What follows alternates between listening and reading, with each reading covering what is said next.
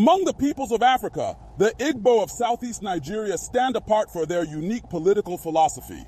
For centuries, the Igbo thrived without kings or centralized monarchies. We built a society in which every village was autonomous, every adult man had a voice, and authority flowed upward from the people, not downward from a throne. We gave the world republican democracy long before Athens knew what republic means. Yet in recent decades, a disturbing woke trend has emerged. Communities across Igboland now describe themselves as ancient kingdoms, inventing crowns and palaces where none historically existed. Coronations are staged with borrowed regalia, chiefs are styled His Royal Majesty, and towns with centuries-old republican traditions now market themselves as monarchies. This reinvention may appear harmless, but it is in truth a distortion of Igbo history. To describe an Igbo town as a kingdom is not only historically inaccurate, but culturally misleading and politically dangerous. We know that the origin of monarchies anywhere on earth is banditry. It is against Chukwu Okike Abiyama to suggest that all men are not born equal. Pre-colonial Igbo society was marked by a system of acephalous republicanism. There were no central monarchs. Instead, power was dispersed across several institutions. On the village assembly, Ama Ala, the ultimate decision-making body where every adult male had the right to speak. Decisions were reached by persuasion and consensus. 2. Age grade systems, Ogbo, civic groups that ensured discipline, security, and development. 3. Councils of elders and the Ichie, senior men whose wisdom guided but who remained accountable to the people. 4. Title societies, e.g. Ozo, structures of merit and prestige earned by service and achievement, not inherited through bloodline. Yes, some communities use titles such as Eze or Obi, but these did not correspond to monarchs in the mold of the Benin Oba or Sokoto Sultan.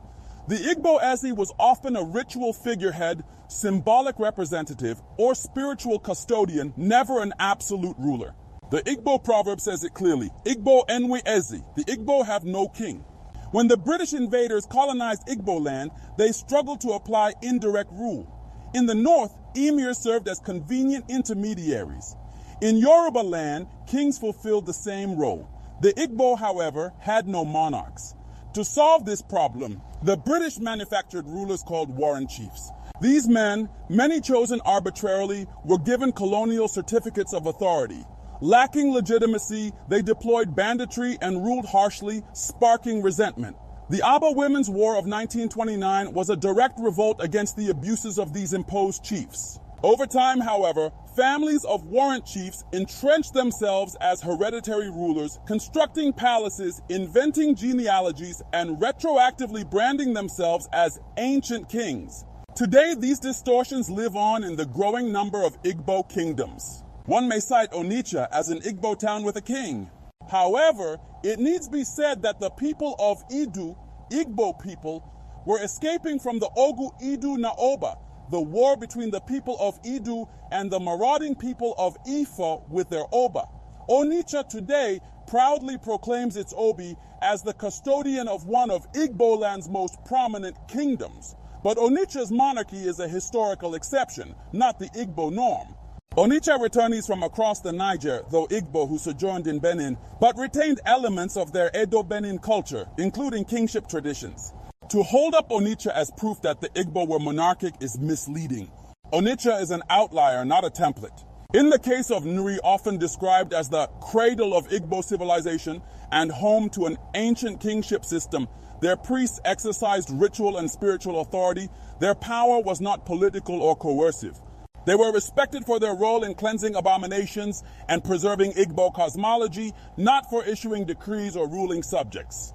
To call Nri an ancient kingdom is to impose monarchic language on what was essentially a sacred priesthood. For the Aro Confederacy, they commanded influence across Igbo land and beyond, but it was built on networks of trade, religion, and alliances, not centralized monarchy. The so-called Ezaro was one among equals, and Aro dominance stemmed from the oracle of Ibini Ukpabi and its commercial might. Describing Arochukwu as a kingdom erases the federated republican nature of its governance. In recent years, many Nsukka area towns have embraced kingship titles, often justifying them with thin claims of ancient stools. These were autonomous communities that only acquired royal fathers in the colonial and post-colonial periods. The proliferation of such kingdoms has created endless disputes over who holds the true crown, a problem unknown in authentic Igbo Republican life. The kingdom narrative persists because 1. Warrant chiefs became hereditary rulers, later rebranded as traditional rulers. 2. In a Nigeria where monarchs are revered, Igbo communities fear being seen as lesser without a king. 3. State and federal governments often channel patronage through traditional rulers, incentivizing communities to invent monarchs. 4. Younger generations are disconnected from pre-colonial traditions and readily accept crowns as symbols of authenticity. 5. Pentecostalism and Western fascination with royalty romanticize crowns and thrones. There are inherent dangers in the false kingship we now have in Igbo land. 1. The more kingdoms we invent, the further we drift from historical truth, thereby destroying our history. 2. Igbo uniqueness lies in its republicanism, not monarchy. To abandon this is to erase what sets us apart. 3. Artificial monarchies breed endless disputes. 2 or 3 kings in the same town, rival claims to thrones, and inter-village rivalries. 4. Where kingship takes root, hereditary privilege trumps Igbo traditions of self-made prestige. This renders our Umuna model irrelevant. 5. At a time when democracy is under threat globally, we risk abandoning our ancient indigenous form of participatory governance. We can reclaim our Republican legacy. To achieve this and remain true to ourselves, urgent steps are required. 1. Teach Igbo children that their ancestors were Republicans, not monarchists. 2. Our universities must research and publish accessible works on Igbo governance. 3. The Nigerian media and Igbo stakeholders should stop uncritically parroting ancient kingdom narratives. 4. Our villages must resist the urge to invent crowns for prestige or government recognition. 5. Our festivals, films, and literature should glorify Igbo republicanism as a legacy equal in dignity to the monarchies of other nations.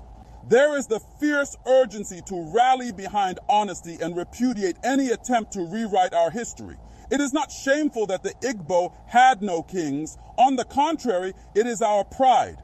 While other nations bowed to crowns, the Igbo bowed only to the collective will of the people. While others exalted monarchs, the Igbo exalted the village assembly. Onitsha may have its Obi, Nuri its priest kings, Arochukwu its oracle, but these are exceptions within a broader republican fabric. To inflate them into proof of ancient Igbo kingdoms is to commit historical fraud. We are very clear. The Igbo were never kingdoms. We were and remain a people of the Republic. To our misguided communities who cling to crowns, your ancestors would not recognize them. Your people deserve better, and history demands honesty.